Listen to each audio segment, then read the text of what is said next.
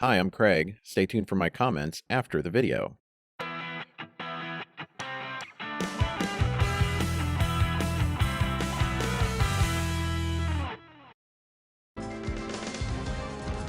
You're watching News 22 with Laurie Pinko, Ryan Andrews, meteorologist Clay Anderson, and Don Brown with sports. This is News 22 at 11.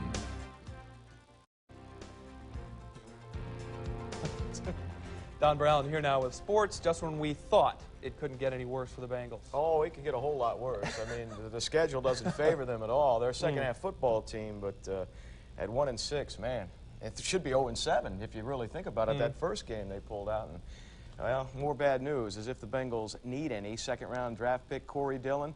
He's going to be on the shelf for at least a couple of weeks after partially dislocating his left kneecap yesterday. That sounds ugly. He had the knee drained today and is questionable for next Sunday's game against the Giants. His return will actually depend on just how well the knee responds to the treatment. Now, the guys that are healthy, well, they're just not getting it done. There's no chemistry there. When the Bengals were driving yesterday, they seemed to shoot themselves in the foot with a fumble. Jeff Blake really didn't play poorly, and some of those mistakes really weren't his fault, but he is shouldering the blame and says everybody has to get in the same page. We just have to play as a team, you know? I mean, this whole offense is not Carl Pickens, it's not Jeff Blake, it's not Kajana Carter, it's not, Corey Dillon. It's 11 other people out there on that football field that can play football also. So we just have to keep playing as a team, and when we keep playing as a team, everybody will start coming open. Well, we hope it starts soon. The Colts are looking for their first win of the season, but they're going to have to play come-from-behind football to get it. Buffalo leading Indianapolis in the Monday night yawner this week. 6-3, that ball game is in the fourth quarter, but we understand the Colts are driving, hopefully to victory. Right? Right. The UD football Flyers are ranked 23rd in the latest Division I AA poll, and that, folks, is the highest the Flyers have been ranked since becoming a Division I AA program. Now, what makes this even more unique and really impressive is the fact that the Flyers are the only team in the top 25 that has a non-scholarship program. The Flyers are perfect at 7-0. Mike Kelly doing another great job. He and his staff, they will host Valparaiso this Saturday at 1 o'clock. Miami of Ohio's Travis Prentice. Man, did he have a day Saturday against Marshall? Today he was rewarded for that effort. He was named the MAC Offensive Player of the Week.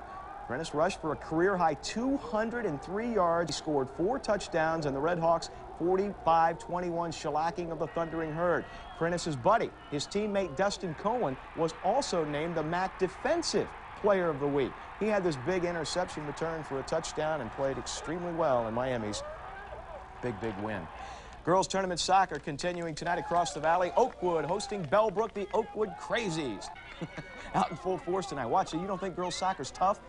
Bellbrook on the breakaway. Kara first just leveled. She would have to leave the game. She tried to come back, but they think she suffered a concussion. Oakwood would get a shot on goal here. The Bellbrook defense, though, would be tough. As a matter of fact, they would be too tough for Oakwood tonight. They held them scoreless. Bellbrook's Nikki Luce cut loose in the second. The Lady Eagles advance with a 3-0 shutout win over Oakwood. Some more girls tournament soccer scores on this Monday night around the valley. Waynesville advancing in the tournament, shutting out Springfield Catholic 2-0. Xenia was 1 goal better than Beaver Creek as the Beavers season comes to a screeching halt. Middletown losing to Centerville 5-0. The beat goes on for the Lady Elks, the top-ranked Lady Elks of Centerville, I might add. Miami East blanks Kenton Ridge 5-0, and it was Carroll, the Patriots, hit by Lynn Monroe 2-1. Your final in that one.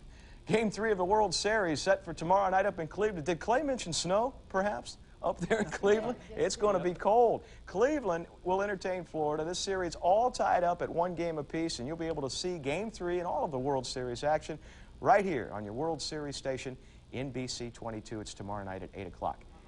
And there was a tiger of sorts on the loose today in the desert. Tiger Woods wants it. Tiger Woods gets it. He wanted to fly an Air Force Thunderbird jet. Well, the Air Force welcomed the Tiger with open arms, gave him a little bit of training, a couple of hints. He sat in the back seat of this bad boy, by the way, fired it up, and away he went. We understand the flight was perfect. There were no complications. That is the biggest birdie Tiger has ever tackled. Oh, my. You like that? Yeah, I knew that was coming. You knew the birdie part was coming. It took weeks to think of. We could feel it, yep. And boy, to play with Tiger's had enough mention to play without a scholarship and play so well. You got to hand it to the he's Dayton tough. Flyers. Yeah. Oh, yeah. You talking about the University of Dayton story? That's Oh. fantastic. Mike Kelly does a great job. no They're doing a question great about it. job. Good All right, time. Don. Thank you. We just watched a video of Don Brown delivering the sports segment on WKEF-TV 22 in Dayton, Ohio.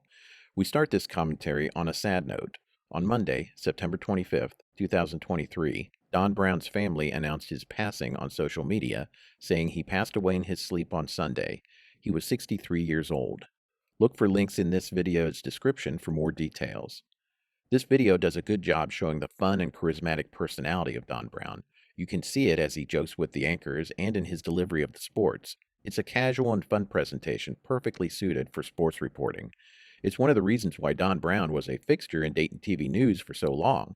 He was on the air for 26 years, first at WKEF-TV 22, then later at WHIO-TV 7. He began his career at WKEF in 1985 as a weather anchor and part-time sports reporter. Channel 22 had just started doing local news around that time. Before the early 1980s, they had no news operation. 1 year later, in 1986, he became sports director, a job he performed for 16 years until he left WKEF in 2002. While at WKEF, he was also the host of the local segments of the Jerry Lewis MDA Telethon. He performed that job for 17 years and won 2 regional Emmys for his hosting work. After leaving WKEF, he worked as a substitute teacher at Stebbins High School and did some coaching for a little while before returning to the airwaves in 2005 at WHIO-TV 7 as a part-time sports anchor and reporter. He did that job until 2014. In 2019, Don Brown was inducted into the Dayton Area Broadcasters Hall of Fame, along with other familiar names in local TV news like Donna Hall, Letitia Perry, and Barbara Kerr, who were also inducted that year. Brown was born and raised in Dayton. He is a fellow Wright State University graduate who also worked at the campus radio station like I did. And like me, he also had a professional job in local radio while in college. While at Wright State, he also worked at WHIO Radio. Of course, he went on to make radio and TV his career while I did not. Brown graduated from Wright State in 1983. Don Brown was an icon in Dayton TV history. He was a big part of our lives on the airwaves here in Dayton. He died far too young. That's the commentary for this video. If you like these retro videos, please subscribe, give this video a thumbs up, click the notification bell, and leave a comment. All these things really help the channel. Keep watching for more retro videos like this and other retro-themed videos like Retro Talk. Take care of yourself and look out for others. Talk to you later. Bye.